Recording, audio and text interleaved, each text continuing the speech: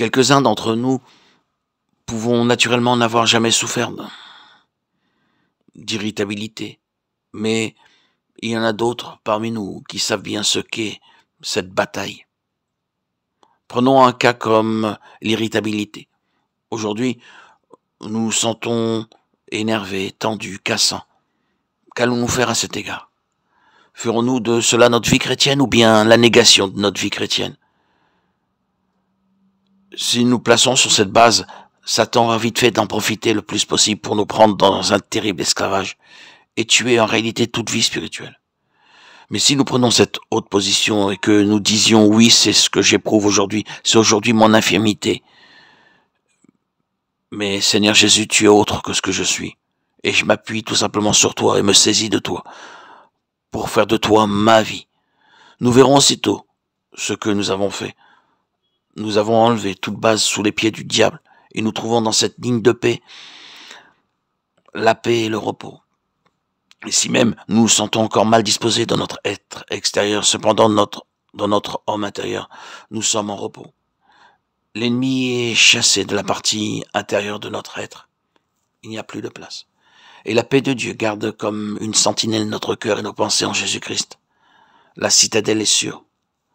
Satan cherche toujours à pénétrer dans notre esprit par notre corps ou notre âme et à s'emparer de cette forteresse qu'est l'esprit pour la mettre en esclavage.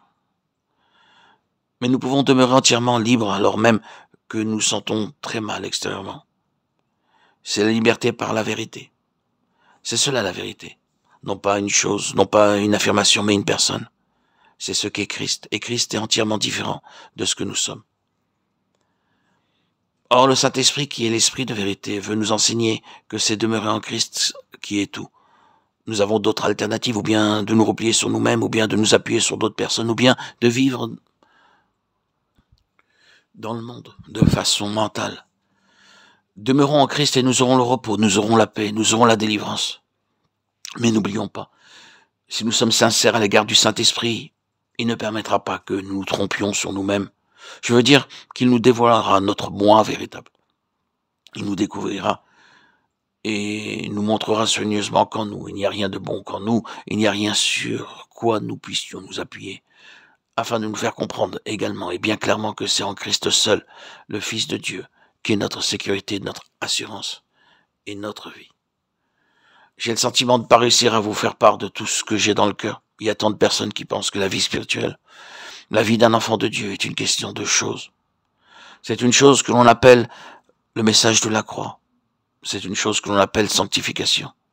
C'est une chose que l'on appelle délivrance. C'est une chose que l'on appelle mort avec Christ. Une chose. L'on essaie de se saisir cela et l'on ne trouve pas de délivrance de cette manière. Cela ne donne rien. Les choses n'agissent pas. Tout est une question de la personne du Seigneur Jésus et le Saint-Esprit ne nous sauvera jamais par une chose. Il nous conduira toujours à la personne. Et il fera de Christ la base de notre vie, de notre délivrance, de notre tout. C'est ce que dit la parole.